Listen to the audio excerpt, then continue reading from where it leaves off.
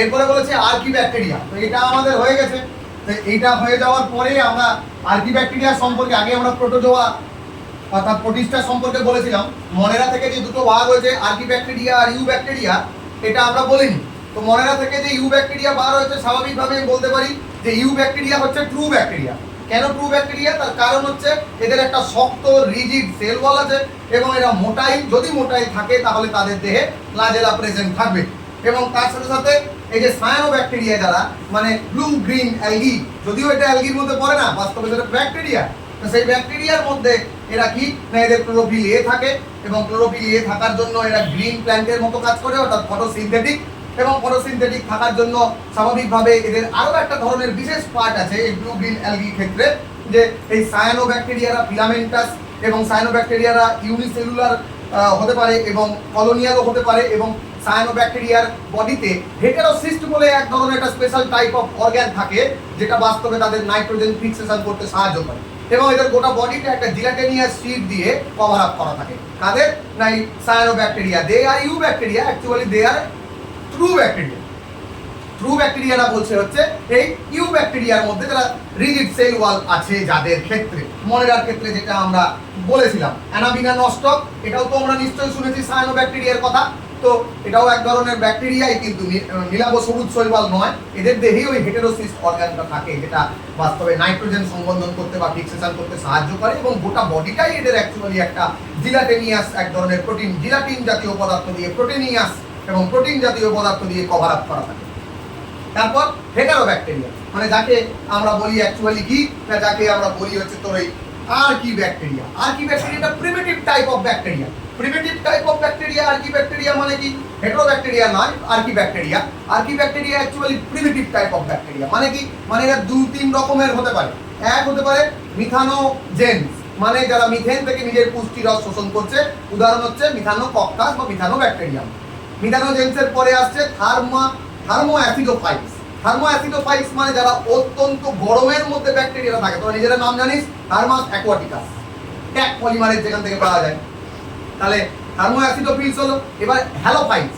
হ্যালোফাইলস মানে hello bacterium, এরা অতিরিক্ত লবণে সল্টি এরিয়াতে থাকতে পারে, এক্সট্রিম সল্টি এরিয়ায়। তাকে আমরা বলি হচ্ছে হ্যালো ব্যাকটেরিয়াম, মানে হ্যালোফাইলস। তাহলে এগুলো সবগুলো পড়বে প্রিমিটিভ টাইপ অফ ব্যাকটেরিয়া, তার মানে আর্কি ব্যাকটেরিয়ার মধ্যে। আর হেটারো ব্যাকটেরিয়া যেটা বলতে চাইছি সেটা হচ্ছে তারা উপকারীও হতে পারে, অপকারীও হতে পারে। 5টা উপকারী 5টা অপকারী জেনে রাখলেই হবে। 5টা উপকারী যেমন স্ট্রেপ্টোমাইসিস গ্রেসিয়াস কি করে? স্ট্রেপ্টোমাইসিন অ্যান্টিবায়োটিক প্রোডাকশন করে। স্ট্রেপ্টোমাইসিস ভেনিজুয়েলি কি করে? এজিথ্রোমাইসিন অ্যান্টিবায়োটিক তৈরি করে। তারপর ল্যাক্টোব্যাসিলাস ল্যাকটিস কি করে? না দুধ থেকে দই তৈরি করে। তারপর ব্যাসিলাস মেগাথেরিয়াম কি করে? না চা গাছে আর তামাক গাছে সেন্ট, যে আলাদা একটা গন্ধ হয়, সেটা প্রোডাকশন করতে সাহায্য করে। ক্লস্ট্রিডিয়াম বিউটিক্রাম কি করে? না পাট গাছের তন্তু নিষ্কাশনে সাহায্য করে, যেখান থেকে সরু সরু সুতো বেরিয়ে সেটাই দড়ি বানানো হয় পাট গাছে। পচা জলে থাকে, তাই পাটকে পচাতে হয় জলের মধ্যে। হলো 5টা বলে দিলাম। আচ্ছা, ইকোলাইও আছে, সেটা যেটা বাস্তবে সিম্বায়োটিক, কারণ ইকোলাই আমাদের অন্ত্রে ইন্টেস্টাইনে থাকে, আমাদেরকে ভিটামিন B12 সাপ্লাই করে আর আমাদের পুষ্টি রসগুলো শোষণ করে। তাহলে দুজনেরই উপকার হচ্ছে।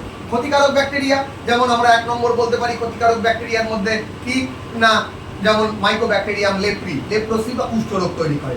কর্নি ব্যাকটেরিয়াম ডিপথেরি, মানে কি ডিপথেরিয়া রোগ সৃষ্টি করে। মাইকোব্যাকটেরিয়াম টিউবারকিউলোসিস কি করে? না টিবি রোগ সৃষ্টি করে।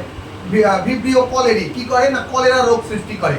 তাহলে এগুলো হচ্ছে কি? সালমোনেল্লা টাইফি কি করে? না টাইফয়েড রোগ সৃষ্টি করে। তো এগুলো হচ্ছে ব্যাকটেরিয়া যারা রোগ সৃষ্টি করে, মানে হেটেরো ব্যাকটেরিয়া বলি এদেরকে আমরা। এরা বেশিরভাগই মাটিতে, মানে বাস্তবে পৃথিবীতে পাওয়া যায়, জলে স্থলে অন্তরিক্ষে সব জায়গায় থাকে হচ্ছে ব্যাকটেরিয়া। তারপরে মাইকোপ্লাজমা, নিশ্চয়ই নাম শুনেছিস। মাইকোপ্লাজমা হচ্ছে সবথেকে ক্ষুদ্রতম জীব, living, the smallest living organism in world হচ্ছে মাইকোপ্লাজমা। মাইকোপ্লাজমার দুটো বিশেষ ক্যারেক্টার রয়েছে। কি কি ক্যারেক্টার? দেখা গেল, হ্যাঁ, অক্সিজেন ছাড়া একটা can survive without oxygen 1 number, আর 2 হচ্ছে ল্যাক অফ সেল ওয়াল নাই। তার মানে এই দুটো ক্যারেক্টার স্টেটমেন্ট বেসের মধ্যে দিয়ে কোশ্চেন দিতে পারে যে which of the following is not a characteristics of mycoplasma. আমি ইচ্ছা করেই নট বললাম, তার কারণ কোশ্চেন এইভাবেই আসে, not a characteristics of mycoplasma. আর মাইকোপ্লাজমার কোনটা ক্যারেক্টারিস্টিক্স না? তাহলে কোনটা ক্যারেক্টারিস্টিক্স না বলবো আমরা? অক্সিজেন ছাড়া এ বাঁচতে পারে, আর এদের সবচেয়ে ছোট আকারের জীব, এরা লিভিং অর্গানিজম, আর এরা হচ্ছে সব থেকে কি সেল ওয়াল ছাড়াই বেঁচে থাকে। ব্যাস, এই তিনটা মনে রাখতে হবে আমাদের যে মাইকোপ্লাজমার ক্যারেক্টার। এরপরে কি বলেছে না, এরপরে বলেছে যে আমাদের ফাঞ্জির ক্যারেক্টার। তো আজকে কি আর বলবো না ফাঞ্জির ক্যারেক্টার, রবিবার বলবো। একটু পজ করতে হবে। Pause.